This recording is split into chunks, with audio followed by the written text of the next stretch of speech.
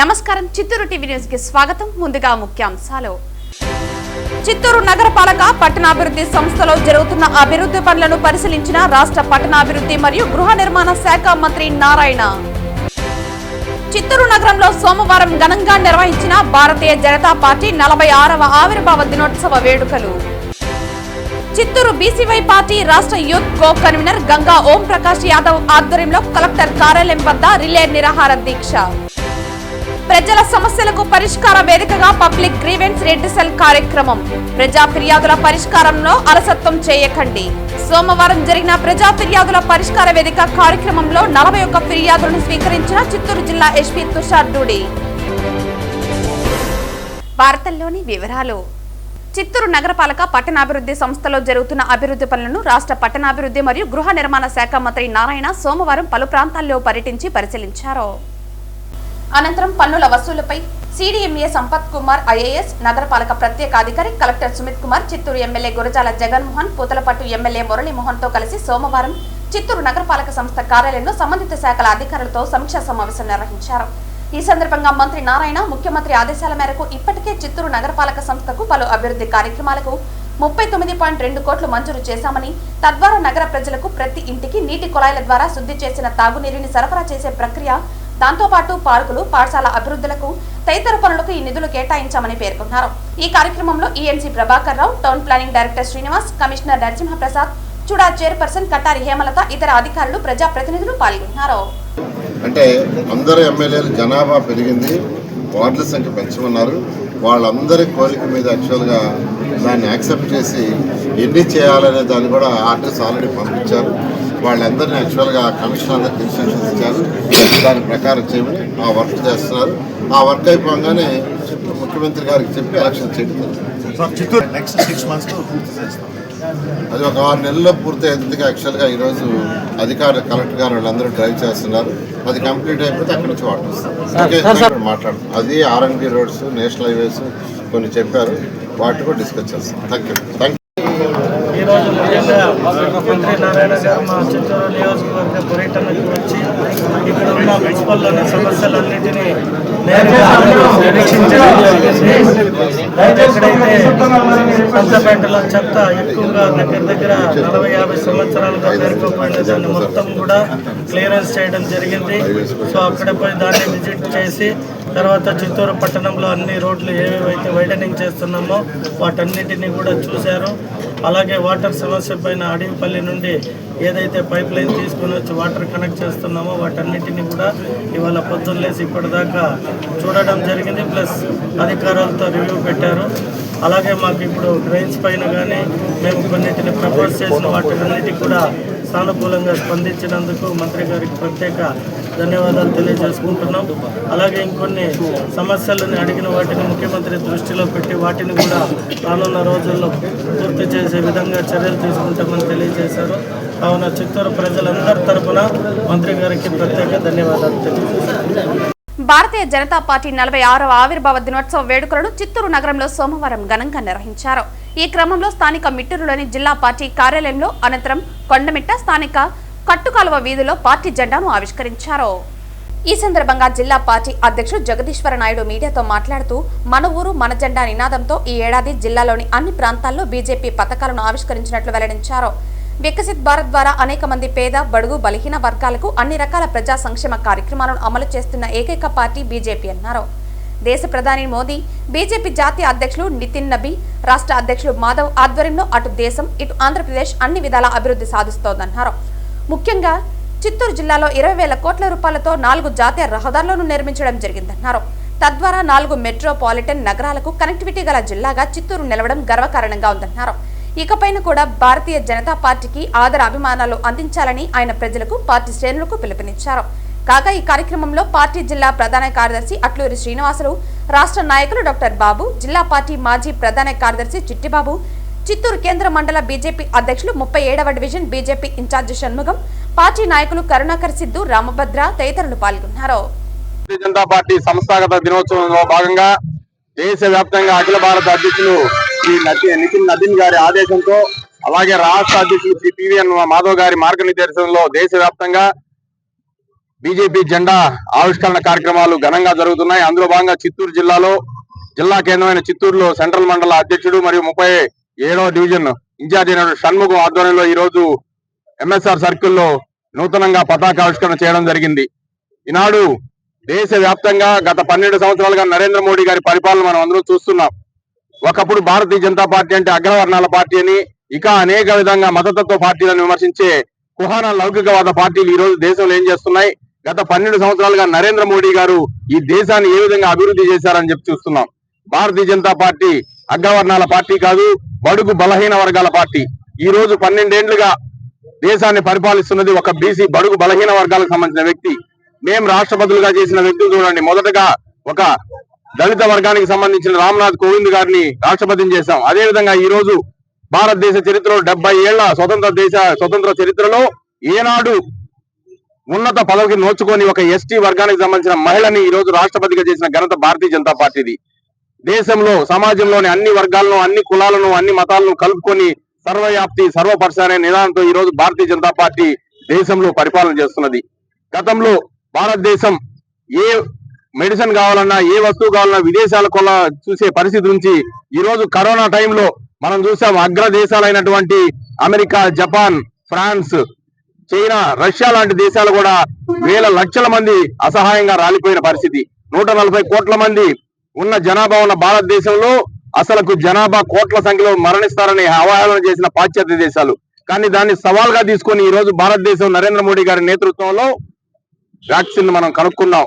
143 కోట్ల మంది భారతీయులకు 3 వ్యాక్సిన్లు ఫ్రీగా ఇవ్వడమే కాకుండా 100 దేశాలకు, పేద దేశాలకు భారతదేశం వ్యాక్సిన్ ఫ్రీగా సరఫరా చేసిన పరిస్థితి. మరి ఇదంతా ఎలా సాధ్యమైంది? భారతీయ జనతా పార్టీ యొక్క నిబద్ధత, భారతీయ జనతా పార్టీ కార్యకర్తగా నరేంద్ర మోడీ గారి యొక్క చిత్తశుద్ధి వల్లనే ఇదంతా మనం సాధించగలిగినాం. చిత్తూరు బీసీవై పార్టీ రాష్ట్ర youth co convener Ganga Om Prakash Yadav ఆధ్వర్యంలో కలెక్టర్ కార్యాలయం వద్ద రిలే నిరాహార దీక్ష చేపట్టారు. చిత్తూరు బీసీవై పార్టీ రాష్ట్ర youth co convener Ganga Om Prakash Yadav ఆధ్వర్యంలో కలెక్టర్ కార్యాలయం వద్ద రిలే నిరాహార దీక్షను నిర్వహించారు. బీసీలకు న్యాయం డిమాండ్లను తీర్చాలని కోరుతూ బీసీవై పార్టీ రాష్ట్ర అధ్యక్షుడు బోడే రామచంద్ర యాదవ్ ఆధ్వర్యంలో ఈ నెల 11వ తేదీ పూలే భవన్ వద్ద నిరాహార దీక్ష చేపట్టిన నేపథ్యంలో ముందస్తుగా కలెక్టర్ కార్యాలయం వద్ద రిలే నిరాహార దీక్ష చేపట్టామని తెలిపారు. మీడియా మిత్రులందరికీ నమస్కారం.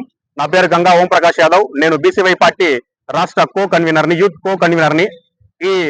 ఏదైతే ఇప్పుడు బీసీవై పార్టీ గత 3 నెలలుగా ప్రభుత్వం మీద మొత్తుకుంటాందో, బీసీలకు సంరక్షణ చట్టం కావాలి, బీసీలకు 1000 ఎకరాలు కావాలి, బీసీలకు అన్ని దాంట్లోనూ 40% రిజర్వేషన్ కావాలి అని, బీసీలకు అమరావతిలో 1000 ఎకరాలు కావాలి, అలాగే విద్యా వైద్యం 40% రిజర్వేషన్ కావాలని మేము పోరాడుతా ఉన్నాము. గత 3 నెలలుగా మేము ప్రభుత్వానికి విన్నపాలు ఇస్తూనే ఉన్నాం. మా రాష్ట్ర అధ్యక్షుడు శ్రీ బోడే రామచంద్ర యాదవ్ గారు ఏదైతే ప్రభుత్వానికి ఇచ్చిన గడువు, బీసీ సింహగర్జనలో ఇచ్చిన గడువు అయిపోయింది. దాంతో ఈ ఏప్రిల్ 11వ తేదీన రాష్ట్ర వ్యాప్తంగా ఉన్న అన్ని బీసీ కులాలన్నీ కలిసి మన విజయవాడలో ఏదైతే మా పార్టీ ప్రధాన కార్యాలయం ఏదైతే ఉందో అక్కడ ఆమర నిరాహార దీక్షకు కూర్చుంటున్నారు. దీనికి మద్దతుగా రాష్ట్ర వ్యాప్తంగా ఈ రోజు అన్ని కలెక్టరేట్ల వద్ద, జిల్లా ప్రధాన కార్యాలయాల వద్ద కూడా మా బీసీ నాయకులు, అలాగే బీసీవై పార్టీ నాయకులు, బీసీ కుల నాయకులు అందరూ కలిసి రిలే ఆమర నిరాహార దీక్షకు కూర్చుంటా ఉన్నాం. దీనికి మద్దతు ఇచ్చి బీసీలు అందరూ కట్టుగా కూర్చొని మన ప్రభుత్వం మీద పోరాడి బీసీలకు సంరక్షణ చట్టం కావచ్చు, అలాగే బీసీలకు 1000 ఎకరాలు కావచ్చు, ఏదైతే మేము ప్రధానంగా 5 డిమాండ్లు పెట్టామో వాటిని సాధించేంత వరకు బీసీలు అందరూ కూడా కలిసికట్టుగా పోరాడతామని చెప్పి ఈ సభాముఖంగా తెలియజేస్తా ఉన్నాం. ప్రజా ఫిర్యాదుల పరిష్కార వేదిక కార్యక్రమంలో వచ్చిన ఫిర్యాదులన్నిటిపై చట్ట ప్రకారం విచారణ జరిపి నిర్దేశించిన గడువులోగా ఫిర్యాదుదారుల సమస్యలను త్వరితగతిన పరిష్కరించాలని సంబంధిత పోలీస్ అధికారులను చిత్తూరు జిల్లా ఎస్పీ తుషార్ రూడి ఆదేశించారు. ప్రజా ఫిర్యాదుల పరిష్కార కార్యక్రమంలో వచ్చిన ఫిర్యాదులన్నిటిపై చట్ట ప్రకారం విచారణ జరిపి నిర్దేశించిన గడువులోగా ఫిర్యాదుదారుల సమస్యలను త్వరితగతిన పరిష్కరించాలని సంబంధిత పోలీస్ అధికారులను జిల్లా ఎస్పీ తుషార్ రూడి ఆదేశించారు. ప్రజలు తమ సమస్యలపై న్యాయం పొందేలా నిబద్ధతతో పనిచేయాలన్నారు. జిల్లా నలుమూల నుంచి వచ్చిన ప్రజలు నేరుగా ఎస్పీని, అడిషనల్ ఎస్పీ ఆపరేషన్స్ మరియు అడ్మిన్ ఇన్ఛార్జ్ ఎస్ఆర్ రాజశేఖర్ ని మరియు చిత్తూరు ఈస్ట్ సర్కిల్ ఇన్స్పెక్టర్ రామచంద్రాన్ని కలిసి తమ సమస్యలు విన్నవించుకున్నారు. ప్రతి ఫిర్యాదును సమగ్రంగా పరిశీలించి త్వరితగతిన విచారణ జరిపి బాధితులకు న్యాయం చేయటమే మా లక్ష్యమని ఎస్పీ పేర్కొన్నారు. ఈ ఫిర్యాదులపై తక్షణ చర్యలు తీసుకుని ప్రజలకు న్యాయం పొందేలా చూడాలని సంబంధిత పోలీసు అధికారులను ఆదేశించారు. పోలీసులు ప్రజలకు అందుబాటులో ఉండి వారి సమస్యలను చట్టబద్ధంగా పరిష్కరించాల్సిన బాధ్యత ఉందని ఎస్పీ మరోసారి గుర్తు చేశారు. ఈ కార్యక్రమంలో మొత్తం 41 ఫిర్యాదులు అందాయని, చీటింగ్ 3, కుటుంబ తగాదాలు 4, వేధింపులు 2, భూ తగాదాలు 11, డబ్బు తగాదాలు 7, చిన్న గొడవలు 5, పోలీసు సేవలు 3, బెదిరింపులు 1, ఆస్తి తగాదాలు 5, మొత్తం 41 ఫిర్యాదులు అందాయని తెలిపారు. చిత్తూరు అశోకపురం టాప్ లైన్ లో వెలిసిన శ్రీ వరసిద్ధి వినాయక స్వామి గుండాలమ్మ దేవాలయంలో శ్రీ వినాయక స్వామి, శ్రీ సుబ్రహ్మణ్య స్వామి వార్లకు దాతలు, కమర్షియల్ ట్యాక్స్ అధికారి సుబ్రహ్మణ్యం, ఆర్మీ విశ్రాంత సైనికుడు మోహన్ కుటుంబ సభ్యులు, మధు కుటుంబ సభ్యులు వెండి కవచాలను విరాళంగా అందించారు. చిత్తూరు అశోకపురం టాప్ లైన్ లో వెలిసిన శ్రీ వరసిద్ధి వినాయక స్వామి వారి గుండమ్మ దేవాలయంలో శ్రీ వినాయక స్వామి, సుబ్రహ్మణ్య స్వామి వార్లకు దాతలు, కమర్షియల్ ట్యాక్స్ అధికారి సుబ్రహ్మణ్యం, ఆర్మీ విశ్రాంత సైనికుడు మోహన్ కుటుంబ సభ్యులు, మధు కుటుంబ సభ్యులు వెండి కవచాలను విరాళంగా అందించారు. ఈ సందర్భంగా ఆలయంలో స్వామివార్లకు ప్రత్యేక అభిషేకాలు, విశేష పూజలు నిర్వహించారు. ఈ కార్యక్రమంలో ఆలయ ధర్మకర్త మురుగేశన్, ఆలయ ఆధ్యాత్మిక భక్తులు రాజశేఖర్, సుబ్రహ్మణి, ఉమాపతి, అనిత, విజయమ్మ తదితరులు పాల్గొన్నారు. భక్తులకు ఆలయ అర్చకులు తీర్థ ప్రసాదాలు అందజేశారు.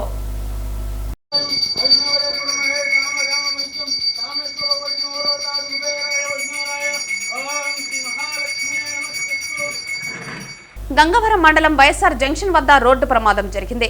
లారీని వెనుక వైపు నుంచి కారు ఢీకొనడంతో తిరుపతి కోర్టు ఉద్యోగులు 2 మృతి చెందగా మరో 4కి గాయాలయ్యాయి. గంగవరం మండలం వైఎస్ఆర్ జంక్షన్ వద్ద రోడ్డు ప్రమాదం చోటు చేసుకుంది. లారీని వెనుక వైపు నుంచి కారు ఢీకొంది. ఈ ప్రమాదంలో తిరుపతి కోర్టు ఉద్యోగులు 2 మృతి చెందగా మరో 4కి తీవ్ర గాయాలయ్యాయి. మృతులు Tirupati court junior assistant Yugandhar, field assistant Harish గా పోలీసులు గుర్తించారు. స్పీడ్ బ్రేకర్ వద్ద ముందున్న వాహనం సడన్ బ్రేక్ వేయడంతో ఎడమవైపు ఉన్న లారీ టైర్లు కారు ఢీకొట్టింది. బెంగళూరుకెళ్లి తిరుగు ప్రయాణంలో పలంనేరు వద్ద ఈ ఘటన చోటు చేసుకుంది. క్షతగాత్రులను పలంనేరు ప్రభుత్వ ఆసుపత్రికి తరలించారు. பழமநேர்லேருந்து சென்னை பார்த்த மாதிரி போயிட்டு இருந்தால் நான் வேகத்தாட முன்னாடி இந்த ராஜசேகர் ரெட்டி சிலை இருக்குது பார்த்தீங்களா, அது வேகத்தாடு இருந்துச்சு. அதில் வந்து நான் ஸ்லோ பண்ணேன். காருக்காரர் நம்மளுக்கு பின்னாடி வந்த வண்டி, அவர் நல்ல ஸ்பீடு வந்து பின்னாடி விட்டாருங்க. முன்னாடி விட்டு போய் பக்கத்தில் ஆடியோலாம் இருந்தாங்க, அவங்களாம் வந்துட்டாங்க. ఆంధ్రప్రదేశ్ మున్సిపల్ పరిపాలన మరియు పట్టణాభివృద్ధి శాఖ మంత్రి నారాయణ రామపురం డంపింగ్ యార్డ్ను పరిశీలించారు. ఈ సందర్భంగా ఆయనతో పాటు Tirupati MLA RN Srinivas, Chandragiri MLA Pulivarthi Nani మరియు మున్సిపల్ కమిషనర్ మౌర్య పాల్గొన్నారు. ఈ సందర్భంగా మంత్రి నారాయణ మాట్లాడుతూ గత ప్రభుత్వం చెత్త ప్రభుత్వమని, పన్నులు వసూలు చేసి చెత్తను మాత్రం వదిలేసి వెళ్లిందని అన్నారు. ప్రజారోగ్యాన్ని గాలికి వదిలేసిందని అన్నారు. 123 మున్సిపాలిటీలను చెత్తమయం చేసి వెళ్లిందని, 2024లో అధికారంలోకి వచ్చాక చెత్త తొలగింపుపై సీఎం చంద్రబాబు దృష్టి పెట్టారని అన్నారు. ఏడాదిలో చెత్తనంతా తొలగించాలని ఆదేశించారని, ఏడాదిలో 85 లక్షల టన్నుల చెత్తను తొలగించామని అన్నారు. గ్రౌండ్ కంటే కింద 68 లక్షల టన్నుల చెత్త ఉందని, దాన్ని కూడా 2 నెలల్లో పూర్తి చేస్తామని అన్నారు. వేస్ట్ ఎనర్జీ పవర్ జనరేషన్ ప్లాంట్లతోనే శాశ్వత పరిష్కారం చేయాలని, టోక్యో, సింగపూర్లో వేస్ట్ ఎనర్జీ ప్లాంట్లను సీఎం స్వయంగా పరిశీలించారని అన్నారు. ఏపీలో కూడా 10 ప్లాంట్లు ఏర్పాటు చేయాలని నిర్ణయించినట్టు తెలిపారు. మా హయాంలోనే విశాఖ, గుంటూరు ప్లాంట్లు పూర్తయ్యాయని, వాటి ద్వారా రోజుకి 2800 టన్నుల చెత్త బర్న్ అవుతుందని అన్నారు. మిగిలిన 8 ప్లాంట్లను వైఎస్ఆర్సీపీ నిలిపివేసిందని, కుప్పలు చెత్తను పేర్చి ప్రజారోగ్య పరీక్షణపై నిర్లక్ష్యం వహించిందని అన్నారు. మా ప్రభుత్వం అధికారంలోకి రాగానే 6 ప్లాంట్లు ఏర్పాటుకు సీఎం గ్రీన్ సిగ్నల్ ఇచ్చారని, కాకినాడ, నెల్లూరు, విజయవాడ, తిరుపతి, కర్నూలు, కడపల్లో ప్లాంట్లు ఏర్పాటు చేస్తున్నామని తెలిపారు. అవి పూర్తయితే రాష్ట్రంలో రోజుకు వచ్చే 7000 టన్నుల చెత్త బర్న్ అవుతుందని, విద్యుత్ ఉత్పత్తి అవుతుందని అన్నారు. అభివృద్ధి చెందిన దేశాల్లో వందల కొద్ది వేస్ట్ ఎనర్జీ ప్లాంట్లు ఉన్నాయని, రాబోయే 2 ఏళ్లలో రాష్ట్రాన్ని చెత్తరహిత రాష్ట్రంగా మార్చాలనేదే ముఖ్యమంత్రి సంకల్పమని తెలిపారు. గత ప్రభుత్వం ప్రజల మీద చెత్త పన్నేసింది, చెత్త ప్రభుత్వం. కానీ చెత్త మాత్రం తీలా కుప్పలుగా పేర్చేసిపోయింది 123 మున్సిపాలిటీస్లో. అయితే గౌరవ ముఖ్యమంత్రి గారు 2024 అక్టోబర్ 2వ తేదీ మచిలీపట్నంలో స్వచ్ఛాంధ్ర కార్యక్రమం చేస్తూ ఎన్ని టన్నుల చెత్త ఉందంటే నేలపైన, అంటే గ్రౌండ్ లెవెల్ పైన 85 లక్షలు ఉందని అధికారులు ఎస్టిమేట్ చేశారు. ఆ విషయం చెప్పటం అక్కడికక్కడే మాకు ఆదేశించారు.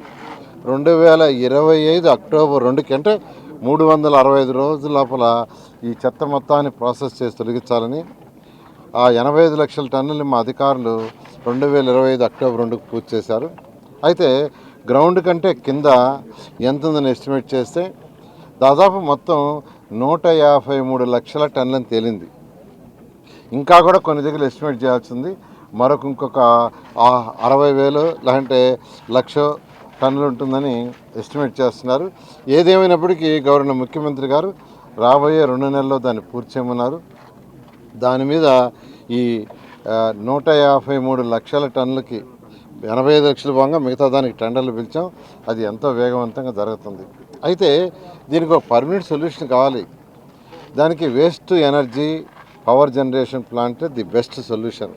గతంలో ఇక్కడ వేస్ట్ డంప్ ఏ విధంగా ఉన్నింది, దాన్ని తెలుగుదేశం ప్రభుత్వం వచ్చినాక పెద్దన్న సీఎం గారు చంద్రబాబు నాయుడు గారు కానీ, అదే డిప్యూటీ సీఎం పవన్ కళ్యాణ్ గారు కానీ, ముఖ్యంగా ఆ రోజు ఈ రోజు ఉన్నటువంటి పురపాలక శాఖ మంత్రులు మన అన్న అయినటువంటి నారాయణ సార్, లోకేష్ బాబు గారు ఆధ్వర్యంలో స్వచ్ఛాంధ్ర కార్పొరేషన్ పెట్టి, స్వచ్ఛాంధ్ర కార్పొరేషన్ దాకా మన రాష్ట్రంలో ఉన్న మున్సిపాలిటీలు ఎటువంటి పరిస్థితుల్లో దాన్ని ఒక సర్వే చేసి, ఆ సర్వే ద్వారా దీన్ని ఏ ఇండస్ట్రీకి తీసుకొని పోతే దీన్ని అవుతుందో లెక్కేసి దాని ద్వారా పంపించడం జరుగుతూ ఉంది.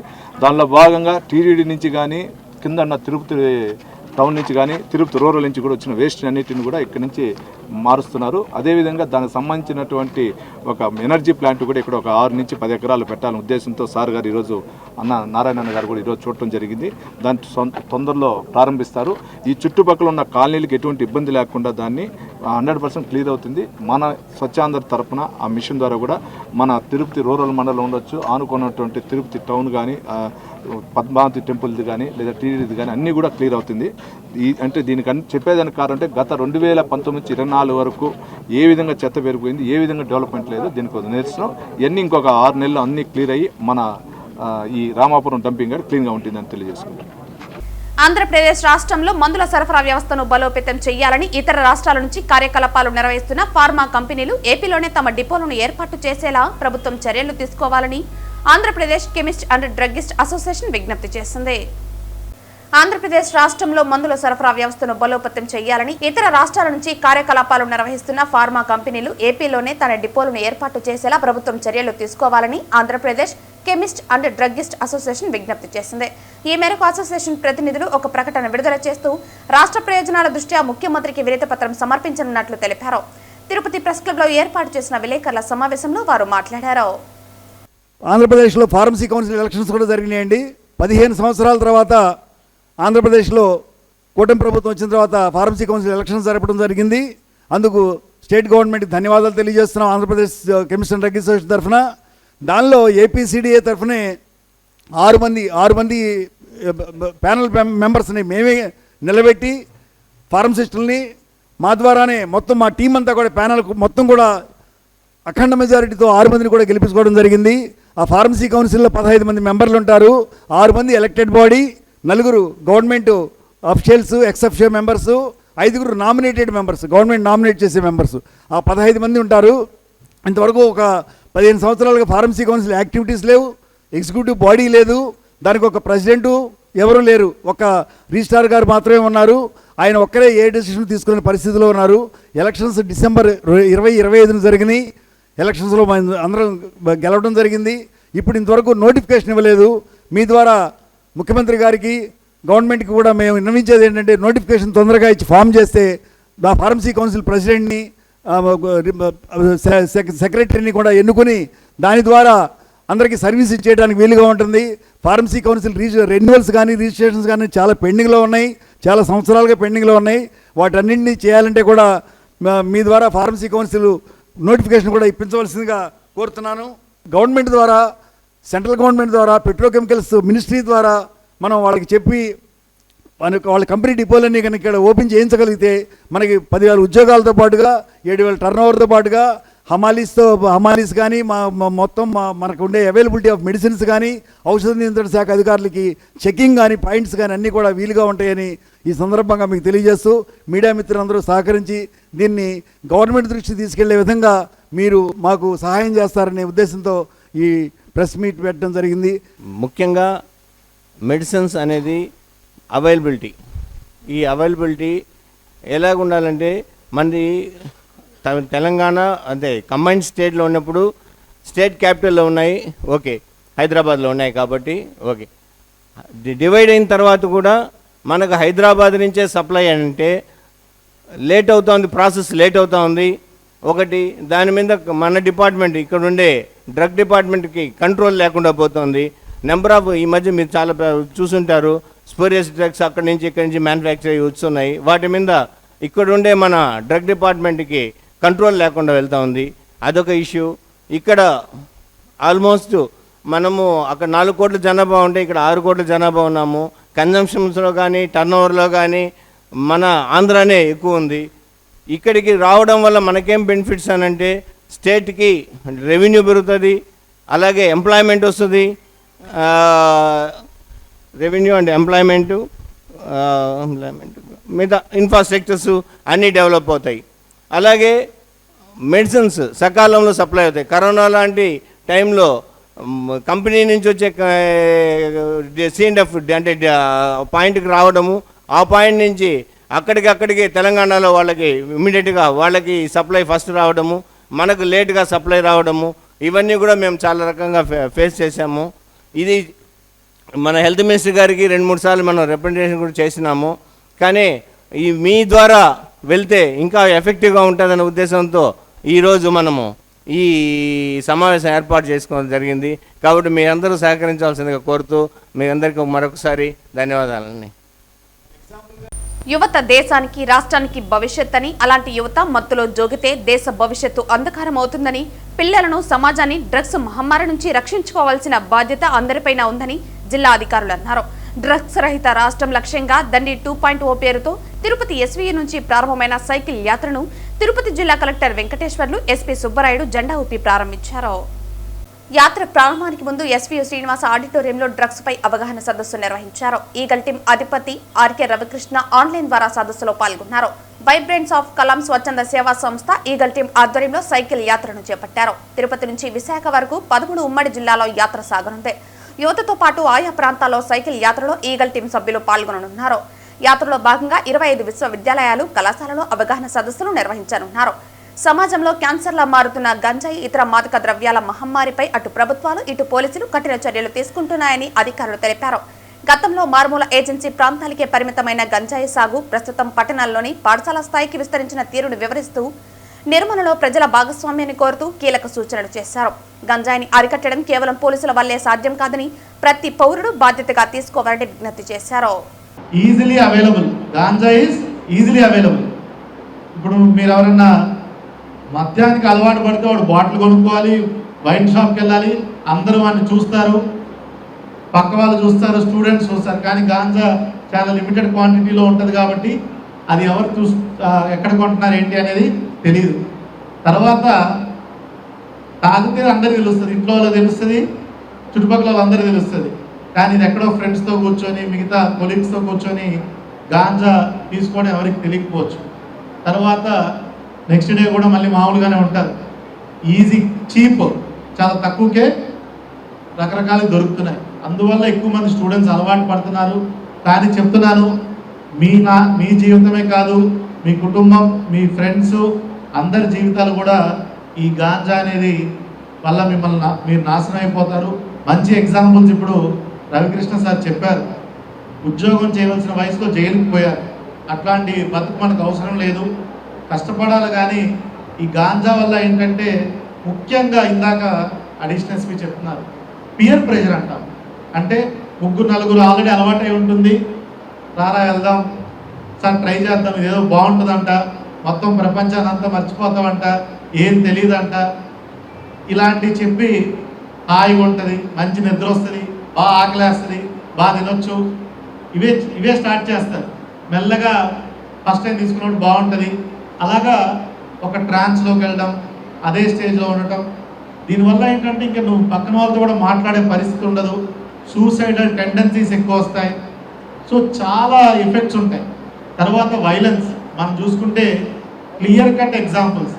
ఎవరైతే గాంజా తీసుకున్నారో వాడికి ఇది ఉండదు, మతిస్థిమితం సరిగా ఉండదు. కాబట్టి వాడు వైలెన్స్ చేస్తున్నాడని కూడా వాడికి తెలియదు, గొడవ చేస్తాడని తెలియదు, మర్డర్ చేస్తాడని తెలియదు, ఏం తెలియదు. సో తర్వాత అడిక్షన్ అయిన తర్వాత అడిక్షన్ అవ్వడం చాలా చాలా కష్టమైన పని, చాలా రోజులు, సంవత్సరాలు పట్టింది. కనుక స్టూడెంట్స్ అందరు చెప్తున్నాను, ఒకవైపు కౌన్సిలింగ్ చేస్తాము, ఇలా మోటివేట్ చేస్తాము, సెషన్స్ పెడతాము, అన్నీ చేస్తాము. కానీ దొరికితే మాత్రం అంతే కఠినంగా ప్రభుత్వం వ్యవహరిస్తుంది. చాలా కఠినాత్మైన సెక్షన్స్ ఉన్నాయి మనకిప్పుడు కొత్త చట్టాల్లో. సుమారుగా 7 ఏళ్ళు జైలు శిక్ష పడుతుంది. 7 years అది కూడా చాలా కఠిన కారాగార శిక్ష ఉంటుంది. సో దయచేసి దీన్ని లైట్గా తీసుకోవద్దు. ఇక్కడ ఇంతమంది కూర్చొని వీళ్ళు ఏదో చెప్తున్నారు, మేము చాలా విన్నాంలే, మేము చూసాము, మా ఫ్రెండ్స్ ఎంజాయ్ చేస్తున్నారు, నేను వాళ్ళతో వెళ్ళి ఎంజాయ్ చేస్తామంటే మీ జీవితమే బుగ్గిపాలైపోతుంది. సో అందుకని మీకు అర్థమయ్యే భాషలోనే చెప్తున్నాను. ఈనాడు అనేక మంది ఈ డ్రగ్స్కి లేదా గంజాయికి బానిసలు అవుతున్నారు. ఆ డ్రగ్ని మన సమాజం నుండి పూర్తిగా పాల్గొనదాం అనే ఒక నినాదంతో మనం ఈ కార్యక్రమాన్ని ఏర్పాటు చేయడం జరిగింది. దీనికి ముఖ్యంగా అవగాహన లేకుండా కూడా చాలామంది వాటిలోకి వెళ్ళిపోతున్నారు, డ్రగ్ని యూజ్ చేయడం జరుగుతుంది. కాబట్టి డ్రగ్ను ఒకసారి యూజ్ చేస్తే చట్ట ప్రకారం చాలా పెద్ద నేరం అవుతుంది. తర్వాత వారి భవిష్యత్తు పూర్తిగా అంధకారంలోకి నెట్టబడుతుంది అని అందరికీ తెలియజేస్తూ, ముఖ్యంగా ప్రభుత్వం కూడా చాలా సీరియస్గా తీసుకొని అవగాహన కార్యక్రమాలు ఏర్పాటు చేయడం, అదేవిధంగా చట్ట ప్రకారం ఎవరైతే మరీ చెప్పిన ఇటువంటి కార్యక్రమాలు పాల్పడుతున్నారో వాళ్ళని పూర్తిగా నిర్మూలించడానికి చట్ట ప్రకారం కఠిన చర్యలు తీసుకోవడం, ఈవెన్ పీడియాక్ట్ లాంటివి కూడా పెట్టడం జరుగుతుంది. కాబట్టి అందరూ కూడా యువత ప్రతి గ్రామం నుండి, ప్రతి వార్డు నుండి, ప్రతి స్కూల్ నుండి, ప్రతి కుటుంబం నుండి ఈ యొక్క మార్పు ప్రారంభం అవ్వాలి. ఎక్కడైనా కానీ ఇటువంటి ఇన్ఫర్మేషన్ ఉన్నప్పుడు మీరు స్వతహాగా దాన్ని వ్యతిరేకించలేనప్పుడు 1972 టోల్ ఫ్రీ నెంబర్ కానీ, తిరుపతి జిల్లా వాట్సాప్ గ్రూప్ కానీ ఇన్ఫర్మేషన్ ఇస్తే తప్పకుండా వాటిపై మీ సమాచారం ఇచ్చిన వారిని గోప్యంగా ఉంచి వారిపై తగిన చర్యలు తీసుకోవడం జరుగుతుంది. శ్రీకాళహస్తి ఎమ్మెల్యే బొజ్జల వెంకట సుధీరెడ్డిపై జనసేన పార్టీకి చెందిన బహిష్కృత నేత కోట వినుత చేసిన ఆరోపణలు, అసభ్యకర వ్యాఖ్యలను తెలుగుదేశం పార్టీ నాయకులు తీవ్రంగా ఖండించారు. పోలీసులు గూండాల్లా వ్యవహరిస్తున్నారని చేసిన వ్యాఖ్యలు పూర్తిగా అసత్యమని పేర్కొన్నారు. సోమవారం శ్రీకాళహస్తి టీడీపీ కార్యాలయంలో నిర్వహించిన విలేకరుల సమావేశంలో నాయకులు మాట్లాడుతూ, కోట వినుతను జనసేన అధినేత పవన్ కళ్యాణ్ ఇప్పటికే పార్టీ నుంచి బహిష్కరించిన విషయాన్ని గుర్తు చేశారు. ఆమెకు పార్టీతో ఎలాంటి సంబంధం లేదన్నారు. ఇటీవల ఆమె చేసిన వ్యాఖ్యల నేపథ్యంలో ఇప్పటికే వివాదాలు ఉన్నాయని గుర్తు చేస్తూ, ఇతరులపై ఆరోపణలు చేసే ముందు బాధ్యతాయుతంగా వ్యవహరించాలని సూచించారు. జనసేన పార్టీ నుంచి ఆమెను బహిష్కరించిన విషయాన్ని గుర్తుపెట్టుకోవాలని అన్నారు. ఈ ఘటనపై కోట వినుత, కోట చంద్రబాబు నాయుడుపై శ్రీకాళహస్తి 1 టౌన్ పోలీస్ స్టేషన్లో ఫిర్యాదు చేసినట్లు తెలిపారు. పోలీసులు చట్టపరమైన చర్యలు తీసుకోవాలని కోరారు. ఈ సమావేశంలో వినయ్, బుజ్జి, షేక్ బషీర్, మహిళా నాయకులు సుమతి, అనిత తదితరులు పాల్గొన్నారు. ఈ ఘటనపై ప్రస్తుతం 2 వర్గాల మధ్య ఆరోపణలు, ప్రతి ఆరోపణలు కొనసాగుతున్నాయి. దీన్ని పూర్తిగా తెలుగుదేశం పార్టీ ఖండిస్తుంది.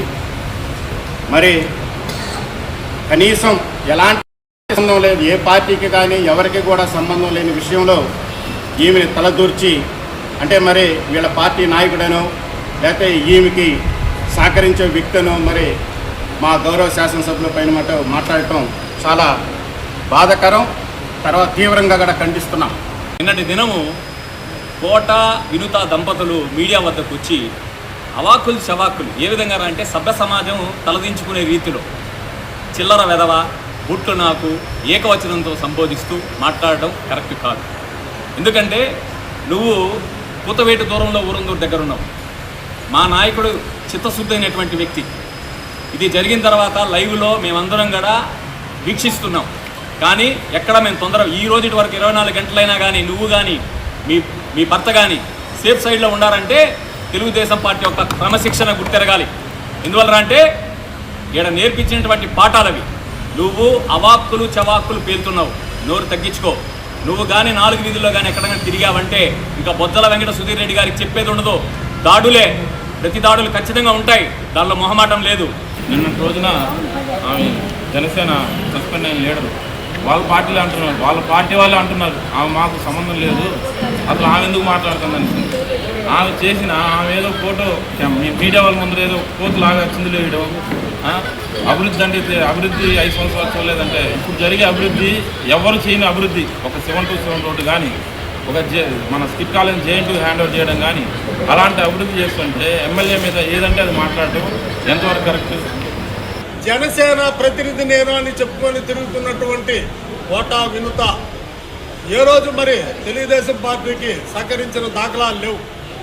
ఆమె తిరిగాను తెలుగుదేశానికి నా భుజస్కంధాల మీద మోసిన దానివల్ల సుధీర్ రెడ్డి గారు ఎమ్మెల్యే అయ్యారు అని చెప్పుకుంటున్నారు. భుజస్కంధాల మీద నువ్వు తెలుగుదేశం పార్టీని మోయలేదు, సుధీర్ రెడ్డి గారిని మోయలేదు.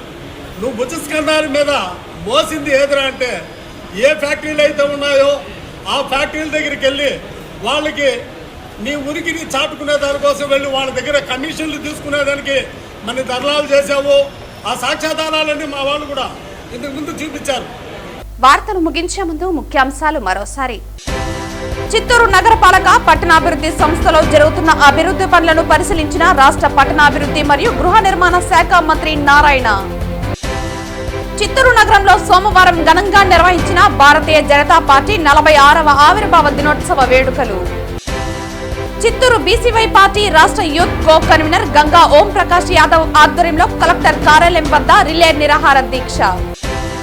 ప్రజల సమస్యలకు పరిష్కార వేదికగా పబ్లిక్ గ్రీవెన్స్ రెడ్డిసెల్ కార్యక్రమం.